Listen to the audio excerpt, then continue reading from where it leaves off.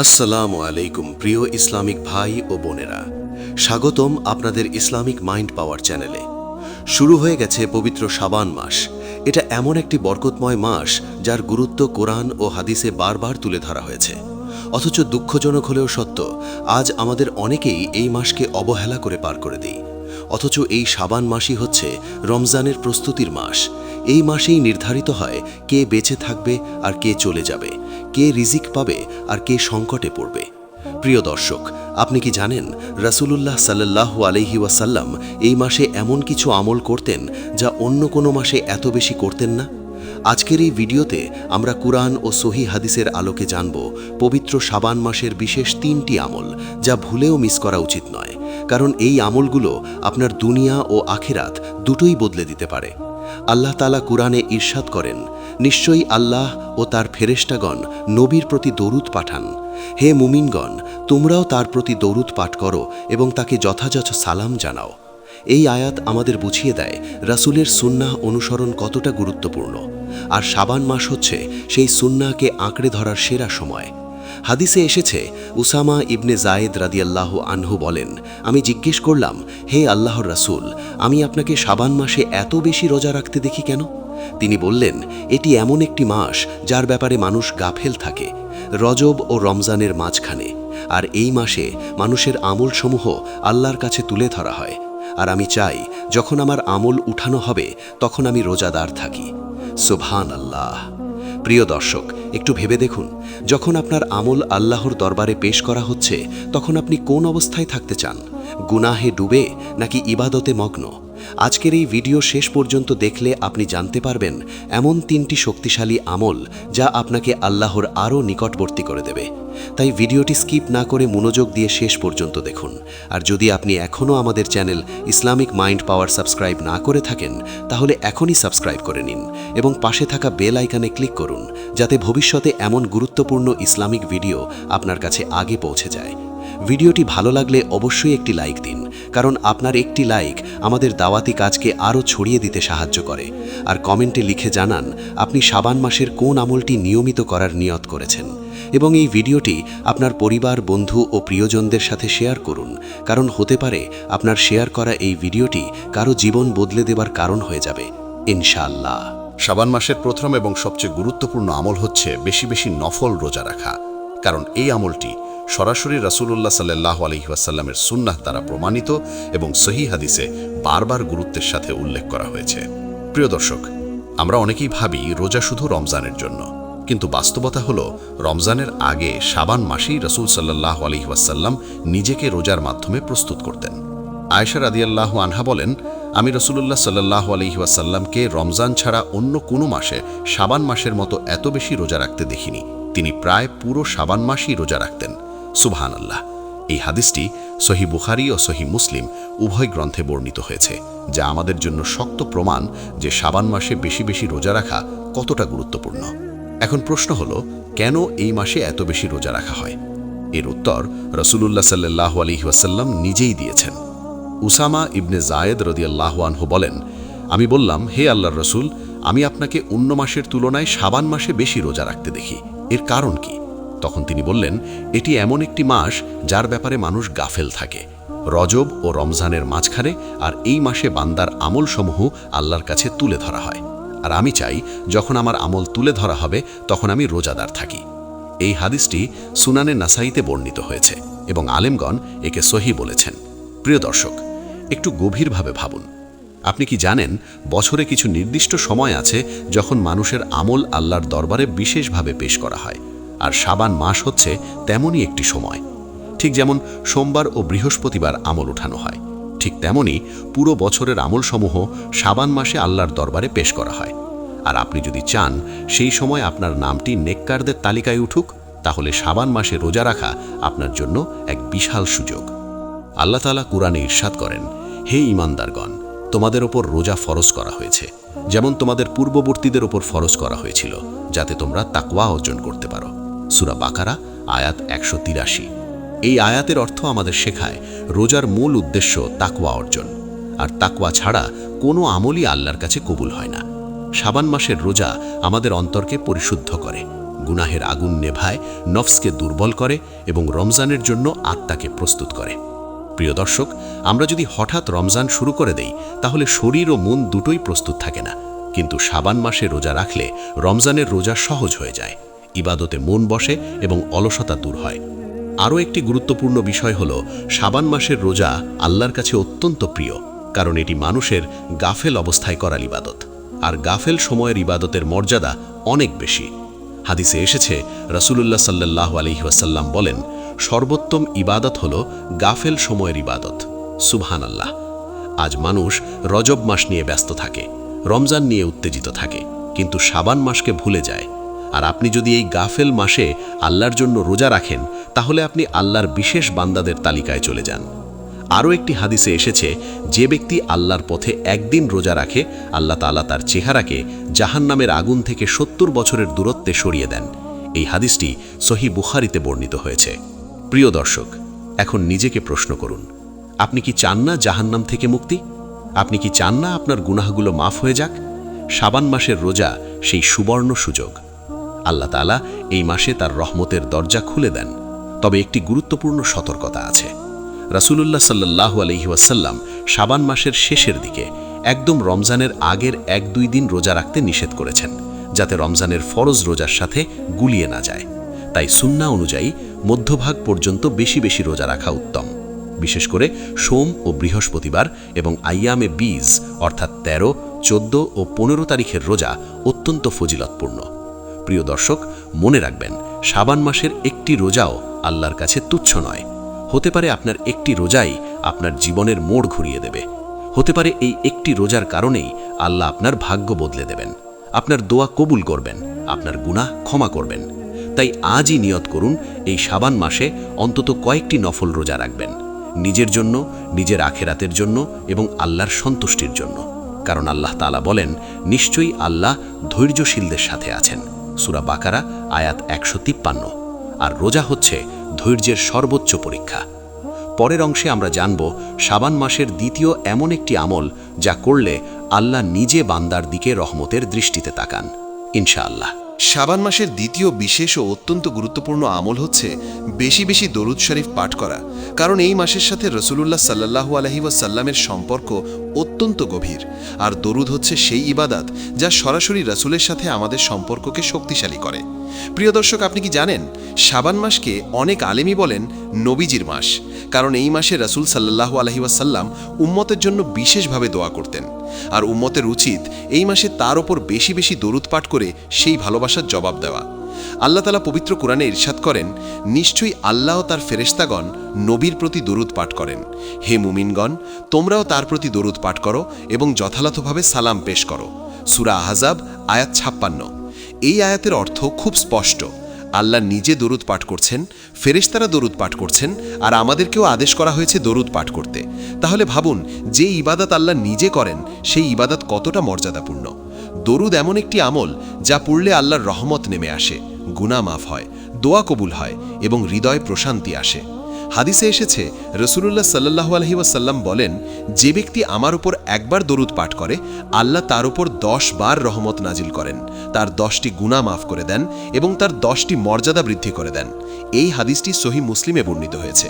প্রিয় দর্শক, আপনি কি কল্পনা করতে পারেন, আপনি মাত্র একবার দরুদ পাঠ করলেন আর বিনিময়ে 10টি গুনাহ মাফ, 10টি নেকি এবং 10 ধাপ মর্যাদা বৃদ্ধি।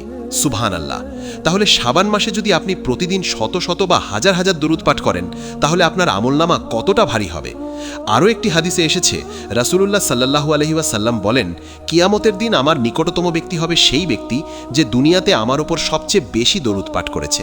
এই হাদিসটি তিরমিজিতে বর্ণিত হয়েছে এবং হাসান হিসেবে স্বীকৃত। প্রিয় দর্শক, আমরা সবাই চাই কিয়ামতের ভয়ঙ্কর দিনে রাসূলের নিকটবর্তী হতে। আমরা সবাই চাই তার শাফাআত পেতে।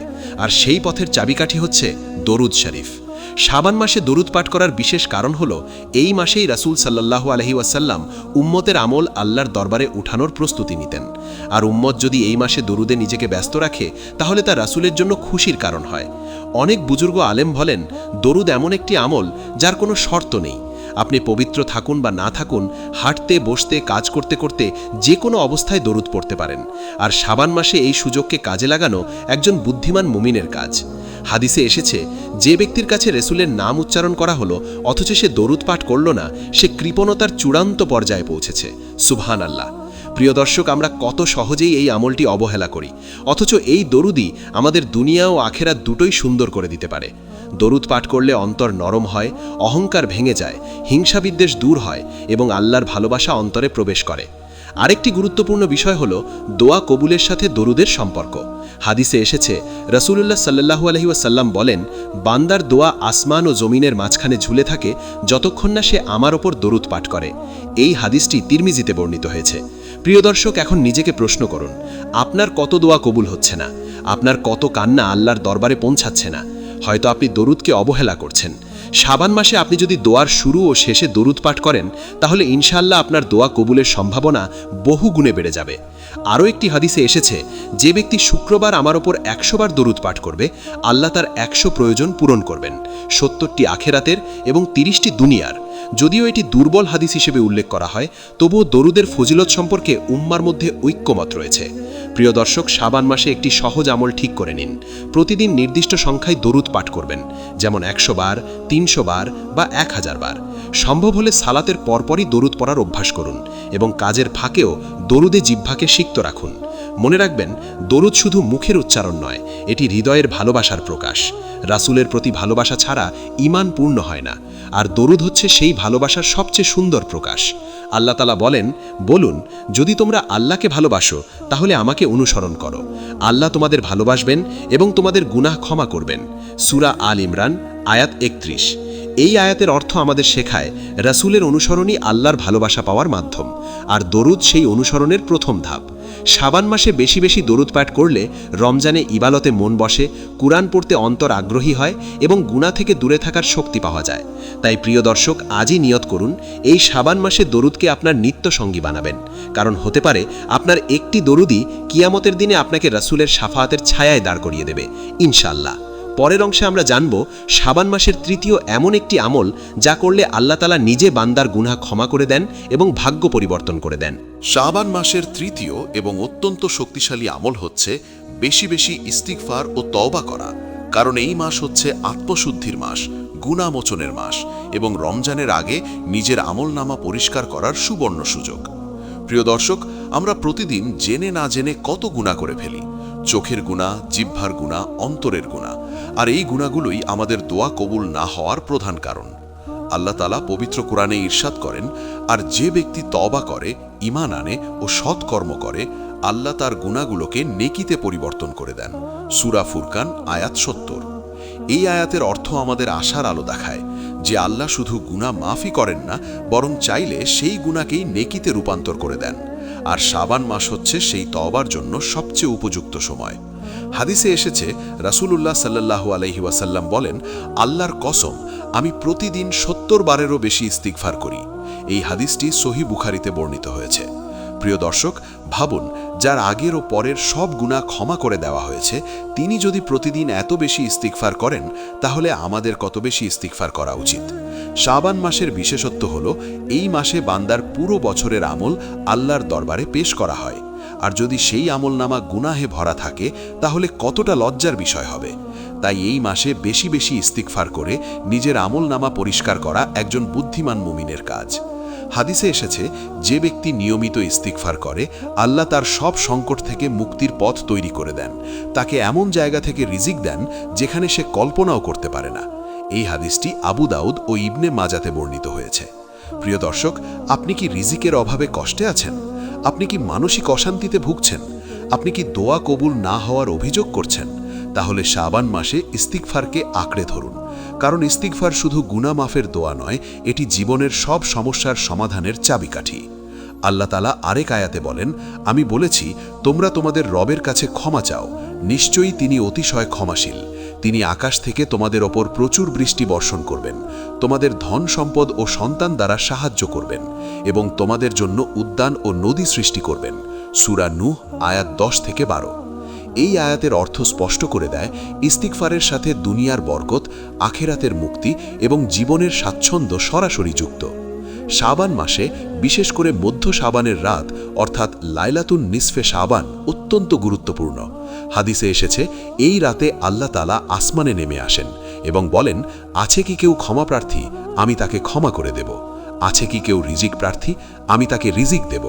আছে কি কেউ বিপদগ্রস্ত, আমি তাকে মুক্তি দেব। এই হাদিসটি ইবনে মাজাতে বর্ণিত হয়েছে। যদিও এর সানাদ নিয়ে মতভেদ আছে, তবে ফাজায়েলে আমলের ক্ষেত্রে আলেমগণ এটি গ্রহণ করেছেন। প্রিয় দর্শক, এই রাতে আল্লাহর দরজা খোলা থাকে, কিন্তু কিছু মানুষের গুনাহ ক্ষমা করা হয় না, যেমন যারা শিরকে লিপ্ত, যারা হিংসা বিদ্বেষ পোষণ করে, যারা আত্মীয়তার সম্পর্ক ছিন্ন করে। তাই শাবান মাসে শুধু ইস্তিগফার করলেই হবে না, অন্তর থেকেও হিংসা, অহংকার, বিদ্বেষ বের করে দিতে হবে এবং মানুষের সাথে সম্পর্ক ঠিক করতে হবে।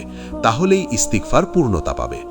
রাসূলুল্লাহ সাল্লাল্লাহু আলাইহি ওয়াসাল্লাম বলেন, প্রকৃত তওবা হলো গুনাহ ছেড়ে দেওয়া এবং ভবিষ্যতে আর না করার দৃঢ় সংকল্প করা। তাই শাবান মাসে আপনি যদি সত্যিকারের তওবা করেন, তাহলে ইনশাআল্লাহ আল্লাহ আপনার অতীত মুছে দেবেন এবং নতুনভাবে জীবন শুরু করার সুযোগ দেবেন। প্রতিদিন অন্তত 100 বার আস্তাগফিরুল্লাহ পাঠ করুন। সম্ভব হলে ফজরের পর এবং এশার পর বেশি সময় নিয়ে কান্নাকাটি করে তওবা করুন, কারণ আল্লাহ ভাঙা হৃদয়ের কান্না কখনো ফিরিয়ে দেন না। শাবান মাস হচ্ছে আল্লাহর কাছে ফিরে আসার মাস, নিজেকে বদলে ফেলার মাস এবং রমজানের জন্য আত্মাকে প্রস্তুত করার মাস। তাই প্রিয় দর্শক, আজই নিয়ত করুন, এই শাবান মাসে আপনি গুনাহ ছেড়ে দেবেন, ইস্তিগফারকে অভ্যাসে পরিণত করবেন এবং আল্লাহর দিকে পুরোপুরি ফিরে আসবেন। কারণ হতে পারে এই শাবানই আপনার শেষ শাবান। আর যদি আল্লাহ তওবা কবুল করে নেন, তাহলে আপনি হবেন সবচেয়ে সৌভাগ্যবান বান্দা। প্রিয় দর্শক, আজকের এই ভিডিওতে আমরা কোরআন ও সহি হাদিসের আলোকে পবিত্র শাবান মাসের 3টি বিশেষ আমল সম্পর্কে জানলাম। নফল রোজা, বেশি বেশি দুরূদ শরীফ পাঠ এবং ইস্তেগফার ও তওবা। এই 3টি আমল যদি আপনি আন্তরিকতার সাথে পালন করেন, তাহলে ইনশাআল্লাহ আপনার রমজান হবে সম্পূর্ণ ভিন্ন এক রমজান। আপনার ইবাদতে আসবে খুশু, দোয়ায় আসবে কবুলিয়াত, আর জীবনে আসবে আল্লাহর বরকত। মনে রাখবেন, আল্লাহ সুযোগ দেন সবাইকে, কিন্তু কাজে লাগায় অল্প কিছু মানুষ। তাই এই শাবান মাস যেন আপনার জীবনে পরিবর্তনের সূচনা হয়, সেই চেষ্টা আজ থেকেই শুরু করুন। যদি ভিডিওটি আপনার ভালো লেগে থাকে, তাহলে অবশ্যই একটি লাইক দিন। কমেন্টে লিখে জানান আপনি এই শাবান মাসে কোন আমলটি নিয়মিত করার নিয়াত করেছেন, এবং ভিডিওটি আপনার পরিবার, বন্ধু ও প্রিয়জনদের সাথে শেয়ার করুন, কারণ আপনার একটি শেয়ার কারো আখিরাত বদলে দেওয়ার কারণ হতে পারে। আর যদি এখনও আমাদের চ্যানেল ইসলামিক মাইন্ড পাওয়ার সাবস্ক্রাইব না করে থাকেন, তাহলে এখনই সাবস্ক্রাইব করে নিন এবং বেল আইকনে ক্লিক করুন, যেন এমন গুরুত্বপূর্ণ ইসলামিক ভিডিও সবার আগে আপনার কাছে পৌঁছে যায়। আল্লাহ আমাদের সবাইকে শাবান মাসের আমলগুলো কবুল করার তৌফিক দান করুন এবং রমজান পর্যন্ত পৌঁছানোর নেক হায়াত দান করুন। আমিন।